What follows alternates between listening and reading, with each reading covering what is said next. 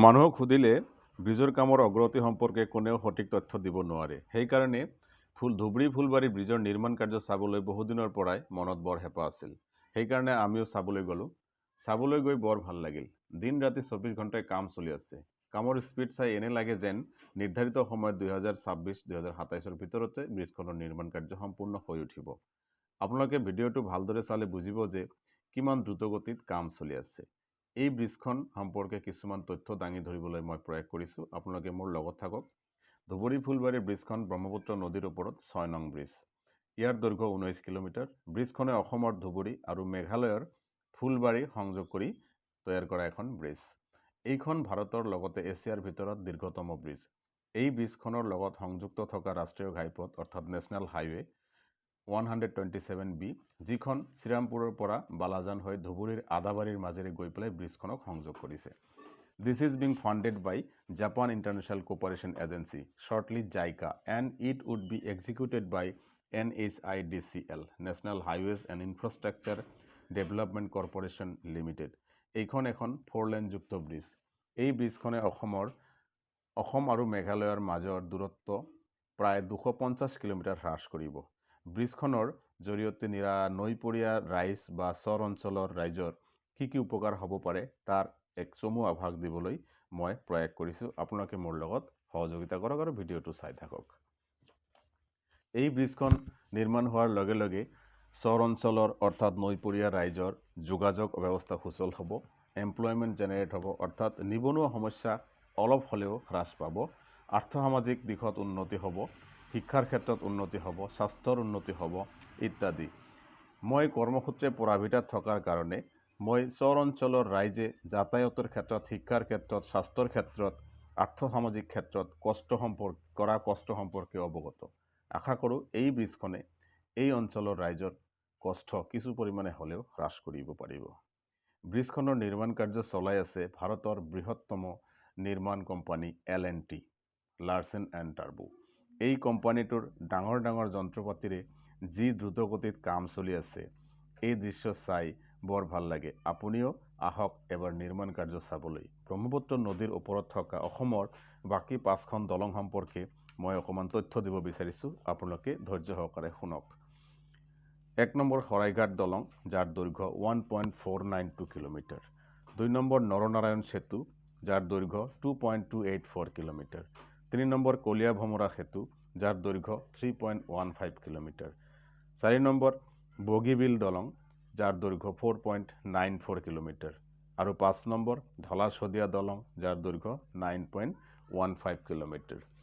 Dhubri-Phulbari bridge নিৰ্মাণৰ আগলৈকে ধলা-শদিয়া ব্ৰিজখন ভাৰতৰ লগতে এছিয়াৰ ভিতৰত দীৰ্ঘতম ব্ৰিজ আছিল। ধুবুৰী-ফুলবাৰী ব্ৰিজখনে ধলা-শদিয়াৰ যিটো দীৰ্ঘতম ব্ৰিজৰ ৰেকৰ্ড, সেইটো ভংগ কৰিলে। আপোনালোকে ভিডিঅ'টো চালে দেখা পাব, আমি কমচে কম আদাবাৰীৰ পৰা 10-12 কিলোমিটাৰমান ভিতৰলৈ ব্ৰহ্মপুত্ৰৰ মাজেৰে বাইক চলাই গৈছোঁ আৰু এই ব্ৰিজৰ নিৰ্মাণ কাৰ্য পৰ্যবেক্ষণ কৰিছোঁ। নিৰ্মাণ কাৰ্য শেষ হোৱা নাই। আমি প্ৰতিটো স্থানতে নিৰ্মাণ কাৰ্যৰ গতি একেধৰণৰ। এই যে ৰাস্তা আপোনালোকে দেখা পাইছে, এইটো ব্ৰহ্মপুত্ৰৰ বুকুৰ মাজেৰে কিন্তু ৰাস্তাটো বনাই লৈছে কাম কৰাৰ কাৰণে লাৰ্ছেন এণ্ড টাৰ্বো কোম্পানীয়ে। আপোনালোকে চাইছে আমি ব্ৰহ্মপুত্ৰৰ বুকুৰ মাজেৰে বাইক চলাই গৈ আছোঁ। একদম বাৰিষা কালি ইয়াততো বহুত পানী থাকে, এতিয়া শুকাইছে, পানী নাই, কিন্তু এতিয়া বালি আছিলে ইয়াতে। কোম্পানীয়ে নিজৰ কাম ভাল কৰিবৰ কাৰণে ইয়াতে কি কৰিছে, ধুনীয়াকৈ একদম ৰাস্তা বনাই লৈছে। আমি সেই ৰাস্তাৰে একেবাৰে মাথালৈ একদম য'ত পানী আছে, য'ত জাহাজ আছে, আৰু সেই জাহাজেৰে বহুত ট্ৰাক, বহুত মেচিন সেইবিলাক ট্ৰান্সপৰ্ট কৰি পেলাই ফুলবাৰীৰ ফালে লৈ গৈ আছে। তালৈকে আমি গৈছিলোঁ। তাৰপিছত আমি আকৌ উভতি আহিছোঁ। বহুত দূৰ, কমচে কম 10-ৰ পৰা 12 কিলোমিটাৰমান আমি বাইক চলাই ব্ৰহ্মপুত্ৰৰ বুকুৰ মাজেৰে গৈছোঁ, য'ত ৰাস্তা বনাইছে, পানীৰ মাজেৰে নহয়। এই ৰাস্তাইদি গৈ আমি শেষ পৰ্যায় পাইছিলোঁ। তাৰ পৰা আকৌ উভতি আহিছোঁ। কিন্তু নিৰ্মাণ কাৰ্যটো চাই ইমানেই ভাল লাগিছে। তাত বহুতে পিকনিক খাবলৈ আহিছে, পিকনিক খাই আছে। বহুতো যেনেকুৱা টুৰিষ্ট, যেনেকুৱা মানুহ বাছ গাড়ী ভাড়া কৰি পেলাই নিৰ্মাণ কাৰ্য চাবলৈ আহিছে। আপোনালোকেও চাবলৈ আহক, খুব ভাল লাগিব। ব্ৰিজখন যেতিয়া তৈয়াৰ হৈ কমপ্লিট হৈ যাব, তেতিয়া কিন্তু আপুনি এই মনোমোহা দৃশ্য চাব নোৱাৰিব। এতিয়া এই ব্ৰিজখন চোৱাৰ এটা হেঁপাহ আছে। সকলোৱে কৈ থাকে যে ইমান হৈছে।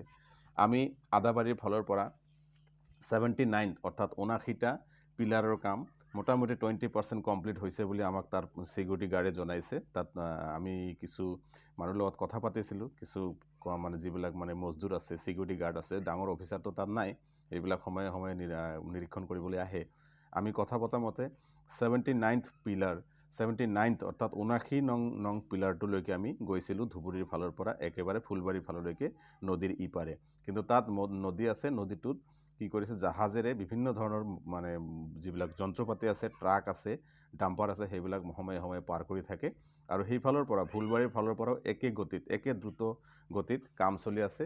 সেইকাৰণে মই কৈছোঁ যে এই ব্ৰিজখন হোৱাৰ লগে লগে আমাৰ যিটো মেঘালয় আৰু অসমৰ মাজৰ যিটো মানে যাতায়াত ব্যৱস্থা সুচল হ'ব, মেঘালয় ৰাজ্যৰ খুব ধুনীয়া ডেভেলপমেণ্ট হ'ব আৰু নৰ্থ ইষ্টাৰ্ণ যিবিলাক ষ্টেট আছে সেইবিলাকৰ কানেক্টিভিটিটো আমাৰ লগত খুব ইজি হ'ব।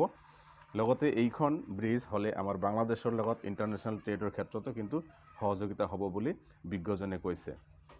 তো এই ব্ৰিজখন হোৱাৰ লগে লগে আমাৰ অসমৰ আৰ্থসামাজিক উন্নয়ন হ'ব আৰু আমাৰ কি হ'ব, নৰ্থ ইষ্টাৰ্ণ ষ্টেটবিলাক যিটো ইয়াৰ মাজত কানেক্টিভিটিটো সুচল হ'ব। আৰু আমাৰ দক্ষিণ পাৰ আৰু উত্তৰ পাৰৰ যিটো কানেক্টিভিটি, এতিয়া লঞ্চ, জাহাজ বা শ্যালো নাৱৰ জৰিয়তে যাতায়াত কৰিব লাগে, ল'ৰা ছোৱালীৰ পঢ়া শুনাৰ ক্ষেত্ৰতো অসুবিধা হয়। দক্ষিণ পাৰত ভাল এডুকেশ্যনেল ইনষ্টিটিউশ্যন নাই, সিহঁতে ধুবুৰী টাউনত আহিবলগীয়া হ'লে কেতিয়াবা সময়ৰ এনেকুৱা নাটনি হৈ যায়, কেতিয়াবা আমি সময়ৰ অভাৱৰ কাৰণে আমাৰ কি হয়, আমি লঞ্চ ফেইল কৰি পেলাওঁ, নাও ফেইল কৰি পেলাওঁ, নিজৰ হাতত কোনো কৰিবলগীয়া নাথাকে। পিছত কি নাও ভাড়া কৰিব লাগে 2000-3000 টকাৰে। এনেকৈ দুৰৱস্থা এই নৈপৰীয়া ৰাইজে ভুগি আছে বহুদিনৰ পৰাই। তো এই ব্ৰিজখন হোৱাৰ লগে লগে আশা কৰোঁ এই দুৰৱস্থাৰ অকণমান মানে কমিব, দুৰৱস্থা কমিব বা ইহঁতে অলপ উন্নয়নৰ দিশে আগবাঢ়িব বুলি আশা কৰিছোঁ। তো আজিৰ ভিডিঅ'ত এইখিনিয়ে। শ্ৰদ্ধেয় ৰাইজ, মোৰ বন্ধু বান্ধৱীসকল, আপোনালোকে যদি সময় পায় ব্ৰিজখনৰ নিৰ্মাণ কাৰ্য এবাৰ চাবলৈ আহক। আপোনালোকে খুব ভাল পাব চাবলৈ। কিন্তু বহু দূৰৰ মানুহ গাড়ী ভাড়া কৰি কিন্তু আহি চাই আছে। আমি বহুত মানুহ পাইছোঁ, ইভেন বেংগলৰ মানুহ আমি লগ পাইছোঁ। তাতে বিভিন্ন ধৰণৰ মানুহে এই ব্ৰিজখন চাবলৈ আহে। তাৰ কাৰণে এছিয়াৰ ভিতৰত লংগেষ্ট ব্ৰিজ এইখন কিন্তু একেবাৰে মানে আপুনি মামুলি নাভাবিব, এছিয়াৰ ভিতৰত লংগেষ্ট ব্ৰিজ। সেইকাৰণে সকলোৱে জানে। এইটো এটা মানে আপুনি গুগলত চাৰ্চ কৰিলে পাই যাব যে what is what about Dhubri-Phulbari bridge. আপুনি গুগলত চাৰ্চ কৰক, গোটেইখিনি বস্তু ডিটেইলছ আপুনি পাব। ইয়াতে এইটো এটা 5000 crore টকাৰ এটা প্ৰজেক্টেড ব্ৰিজ আৰু তাৰে 3000 সামথিং crore টকা ইতিমধ্যে আমাৰ জাইকা কোম্পানীয়ে ৰিলিজ কৰিছে। এই ব্ৰিজটো কিন্তু ফাণ্ডিং কৰি আছে JICA company, Japan international corporation এজেঞ্চিয়ে। আপোনালোকে নিশ্চয় জানে। আৰু এই লুক আফটাৰ কৰি আছে কোনে, national highways and infrastructure development corporation limited ইণ্ডিয়াৰ। আৰু কাম কৰি আছে L&T company, Larsen and turbo কোম্পানীয়ে। তো আপোনালোকে ভিডিঅ'টো চাওক। আৰু আপোনালোকে দেখাই পাইছে ভিডিঅ'টো অলপ দীঘল হৈছে, তথাপি আপোনালোকে চাব বুলি আশা ৰাখিলোঁ। এই ব্ৰিজ সম্পৰ্কে মানে বহুত কথা কৈছে, সেইকাৰণে মই ভাবিলোঁ যে বেলেগৰ পৰা কিনো শুনিম। কোনেও কৈছে 10টা পিলাৰ কমপ্লিট হৈছে, কোনেও কৈছে 20টা হৈছে, কোনেও কৈছে গোটেইকেইটা কমপ্লিট। এতিয়া প্ৰত্যক্ষভাৱে নিৰীক্ষণ নকৰিলেতো আমি ক'ব নোৱাৰোঁ। গতিকে সেইদিনা মই আৰু মোৰ বন্ধুবৰ আমি চাবলৈ গ'লোঁ যে আমি ব্ৰিজৰ কাম নিজে মানে অলপ উইটনেছ কৰি আহোঁ। বেলেগৰ পৰা আমি কি শুনিম, তথ্য সঠিকভাৱে দিব নোৱাৰে। তো আমি বেলেগৰ ভিডিঅ' চাইছোঁ, সেই ভিডিঅ'বিলাকত তথ্য নাই, খালি ব্ৰিজখন সম্পৰ্কে থুলমূলকৈ কিবা কথা কৈছে। গতিকে মই আজি তথ্য সম্বলিত ভিডিঅ'টো তৈয়াৰ কৰিছোঁ আপোনালোকৰ কাৰণে। আপোনালোকে ভিডিঅ'টো চাওক, তথ্য সংগ্ৰহ কৰক। আৰু মই যিবিলাক তথ্য দিলোঁ, এই তথ্যবিলাক আপুনি গুগলৰ পৰাও পাব পাৰে। তো এইখিনি তথ্য একদম অথেণ্টিক তথ্য। তো শ্ৰদ্ধাৰ বন্ধু বান্ধৱীসকল তথা ৰাইজ, আপোনালোকে চাওক, কামৰ কাৰণে লাৰ্চেন এণ্ড টাৰ্বো কোম্পানীয়ে ছাৰ্ভিচ ব্ৰিজ বনাইছে। তাৰমানে সিহঁতৰ মালপত্ৰ আৰু যন্ত্ৰপাতিবিলাক ট্ৰান্সপৰ্ট কৰাৰ কাৰণে এটা ব্ৰিজ বনাইছে। চাওক আপোনালোকে কিমান ইম্পৰ্টেণ্ট এইটো ব্ৰিজ, ইমান মানে ব্যয়বহুল, ইমান খৰচ কৰাৰ পিছত চাওক আপোনালোকে এই যে ছাইডত আপোনালোকে ব্ৰিজটো দেখা পাইছে, এইটো কিন্তু কোনো মানে নদীৰ ওপৰত ব্ৰিজ নহয়। তাৰমানে এইটো টেম্পৰাৰী ব্ৰিজ, সিহঁতৰ ছাৰ্ভিচ ব্ৰিজ। তাৰমানে সিহঁতৰ যিবিলাক মেচিন আছে, যিবিলাক গাড়ী আছে, সেইবিলাক যাতে ইজিলি ট্ৰান্সপৰ্ট কৰিব পাৰে, মানে কামৰ ঠাইত লৈ যাব পাৰে, সেই কাৰণে ইয়াতে ব্ৰিজ বনাই লৈছে। তাৰপিছত আপোনালোকে লেবাৰ বা মজদুৰসকলে থকাৰ কাৰণে, খোৱাৰ কাৰণে একদম ধুনীয়া ব্যৱস্থা কৰিছে। ৱাটাৰ ফেচিলিটি কৰি, লাইট, তাৰপিছত আপোনাৰ বিভিন্ন ধৰণৰ ফেচিলিটি কোম্পানীয়ে ইয়াতে প্ৰভাইড কৰিছে, যাতে মজদুৰসকলে একদম ধুনীয়াকৈ গোটেইখিনি ফেচিলিটি পাই পেলাই কাম কৰিব পাৰে আৰু নিজকে একদম মানে এক্টিভ ৰাখিব পাৰে, কামৰ কাৰণে যাতে কোনো অসুবিধা নহয়। সেনেকৈ সিহঁতে মজদুৰ বা সিহঁতৰ যিবিলাক লেবাৰ আছে, এমপ্লয়ি আছে, গোটেইখিনিৰ কাৰণে কিন্তু একদম সুপাৰ স্পেচিয়েলিটি মানে যিটো ব্যৱস্থা বুলি কয় সেই ব্যৱস্থা ইয়াতে যুগুত কৰিছে। আমি বিভিন্ন মজদুৰৰ লগত কথাও পাতিছিলোঁ, সিহঁতে কৈছে যে একদম ভেৰি গুড। আৰু আমাৰ ইয়াতে কিছুমান লোকেল মজদুৰ আছে আৰু মেক্সিমাম আমি বাহিৰৰ পৰা মজদুৰ সিহঁতে হায়াৰ কৰিছে। আৰু কোম্পানীৰ ফালৰ পৰা যিবিলাক থাকে আৰু এমপ্লয়ীবিলাক সিহঁতে গোটেইখিনি বস্তু লুক আফটাৰ কৰিছে। আপোনালোকে দেখিছে এই যে মেচিনটো দেখিছে, এইটো জাষ্ট মাটিৰ ভিতৰত ডিগিং মেচিন বুলি কয়, এইটো গাঁত খান্দে এইটো মেচিনেৰে। আপোনালোকে চাব পাৰিছে এই যে যিবিলাক বস্তু আপোনালোকে দেখা পায় চব একদম মানে অত্যাধুনিক মেচিন। এইবিলাক মেচিনৰ জৰিয়তে সিহঁতে ইয়াত নিৰ্মাণ কাৰ্য চলাই আছে।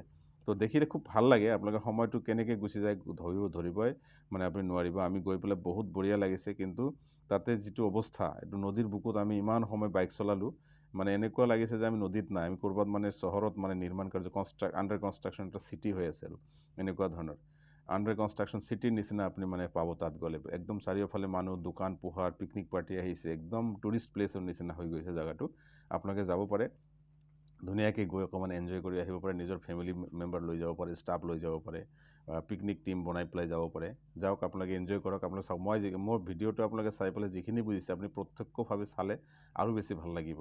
আৰু তাত কোনো অসুবিধা নাই, আপুনি গৈ কিন্তু একেবাৰে চাওক, জাহাজটো দেখা পাইছে নহয় আপোনালোকে, জাহাজটোত কিছু ট্ৰাক উঠিছে, ডাম্পাৰ উঠিছে আৰু মেচিন লৈছে। এইটো মেচিন লৈ এইটো ধুবুৰীৰ ফালে আমি আছোঁ, এইটো গৈ পেলাই সেইপাৰে আপোনালোকে অকণমান লক্ষ্য কৰক, সেইফালে কিছু দেখা গৈছে নদীৰ সিপাৰে, সেইটো ফুলবাৰীৰ ছাইড।